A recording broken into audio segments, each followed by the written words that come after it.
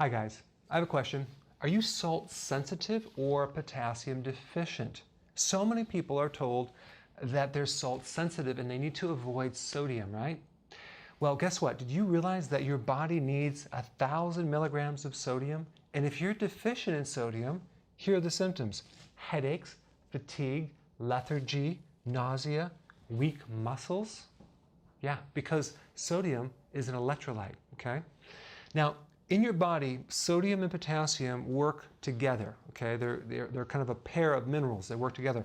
We need 4 times as much potassium as we do sodium. So instead of accepting the diagnosis that you need to cut down your salt, try this experiment and see if it doesn't really fix the problem, especially for blood pressure. Raise your potassium. You can keep your sodium at 1,000 milligrams, but raise your potassium to the normal level and see what happens. You're going to find out that your blood pressure will probably come down and you'll feel a lot better. But we need a lot of potassium. Now the question is, where do you get potassium? You get it from large amounts of salad. You need to consume between 7 and 10 cups of vegetable or salad every single day to get your potassium. Not from bananas. Bananas only have 300 milligrams per banana, so you have to have like 10 or 12 bananas. But I would do it from salad, okay? You can do it, you can enhance it with a supplement as well, but I would recommend you do it from actual food as much as possible. Now, an average American consumes 3,700 milligrams of sodium per day.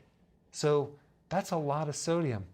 And they only consume 1,000 milligrams of potassium. So they have it just reversed. And this is where the problem is. These people are not salt sensitive, they're just potassium deficient. Now, in the 80s, we had this spike of blood pressure and so many people were all of a sudden diagnosed as salt sensitive. And I want to talk about that for a second because there's something else that had happened in the 80s that probably could have caused this so-called problem, okay? This problem with high blood pressure. It's the introduction of high fructose corn syrup in a major way. High fructose corn syrup pretty much replaced our sugar. Not to mention sugar itself. High fructose corn syrup and sugar actually deplete you of potassium and retain sodium. Yeah, that's what let me just say it again.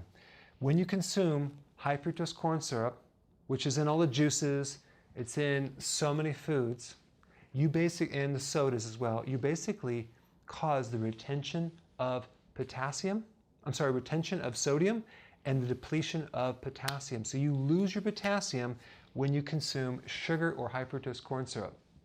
So that's another cause of why people are potassium deficient. So they don't get it from the diet, they consume a lot of sugar, and then they become potassium deficient, but they're retaining the sodium, and they get fluid retention.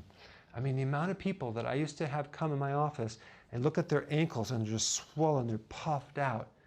All I do is I add in the vegetables, I cut out the high fructose corn syrup, I put them on the correct eating plan, and they dump tons of fluid, and it's so easy.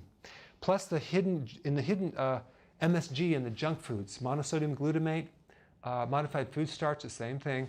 That is a hidden source of sodium, monosodium, so that you can get a lot of fluid retention too. If you go to a Chinese restaurant, for example, or a fast food place, they have built in there a lot of sodium that's hidden.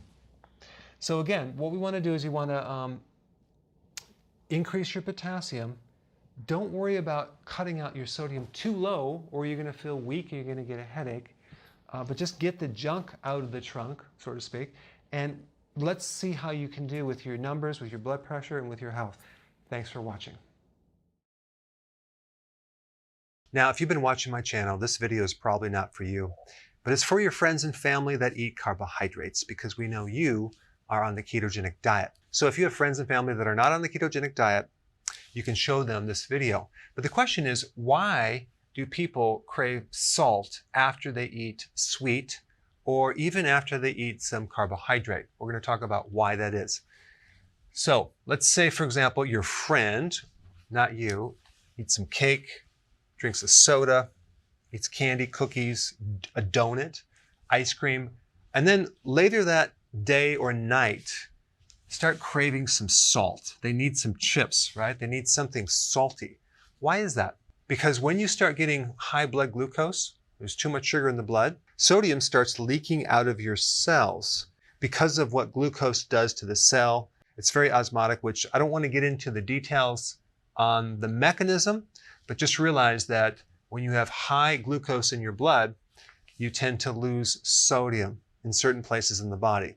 And you also become deficient in potassium. So you have hyponatremia, which is low sodium, and hypokalemia, which is low potassium. Now, the symptom of low sodium would be you crave salt, and you can actually develop a headache or have adrenal stress. You can feel more stress. And this is why sometimes when people eat more salt, they feel calm, they can actually relax, and their cravings go away, their headaches go away, at least for a minute. But what are the cravings for low potassium? There is none. You're not going to crave a big salad after this event, are you? Usually not, because there's no cravings when you're low in potassium. Even though you should be consuming a high potassium food like a big salad, people don't. The ratio of sodium to potassium should be 1 to 2. You should always have twice as much potassium. So here's a person who eats the carb, then they eat the salt, they satisfy this, but they don't satisfy potassium. Because when you actually just have more salt without the potassium, you create even more of a deficiency of potassium if you look at the ratios. And then all sorts of other things will happen. You may get palpitations. You may feel this loud pounding in the inner ear, like your heartbeat is like that on the pillow when you're trying to sleep. You're going to have a hard time sleeping because potassium is a physiological tranquilizer. It relaxes you. Potassium also gives you energy, so you may feel fatigue. You may feel out of breath when you're going up a stairs. Potassium also is involved with preventing leg cramps because it's an electrolyte, and it's needed in the muscles for various things. So for those of you that are on carbs, you don't want to forget about this potassium, to take that either in a supplement or an electrolyte or just a large salad. But for those of you that are regularly watching my videos, you don't have to worry about this whole thing because you're not eating carbs. So you're not going to develop these issues right here because you're doing the healthy version of keto.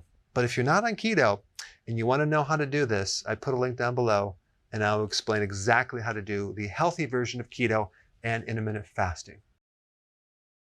Hi guys, it's me again. Someone had another question about should I consume table salt or sea salt? Let's just kind of cover that, the basics of it. Table salt only has 2 minerals, sodium chloride. That's it. Sea salt has at least 84 minerals, maybe more. Okay, so there's a lot more minerals, which give you a lot of other benefits. You could get high blood pressure from table salt, but not from sea salt. Interesting. Sea salt has 85% sodium chloride and 15% trace minerals like selenium, iodine, boron, molybdenum, all those minerals, which are really important in nerve conduction, muscle contraction, and even just building proteins in general. Now, it is true because they're salt, it doesn't absorb as much as plant-based trace minerals, but you still get some absorption. It's definitely better than table salt. In fact, I don't consume table salt at all. It also will help your pH. It's antibacterial. It helps mucus and muscle cramps, especially as you're transitioning through this ketogenic diet. If you're doing that, I highly recommend some of it. Put it in your food. So then people want to know, should I do the Celtic sea salt or the Himalayan sea salt? They're both very similar, but the Himalayan has more benefits for your bone, for your immune system. So if you have a choice, go for the Himalayan sea salt. All right, one last thing about table salt. They heat it 1200 degrees Fahrenheit to process it and crystallize it. They have to put additives, anti-caking agents. So stick with sea salt and you're going to be fine.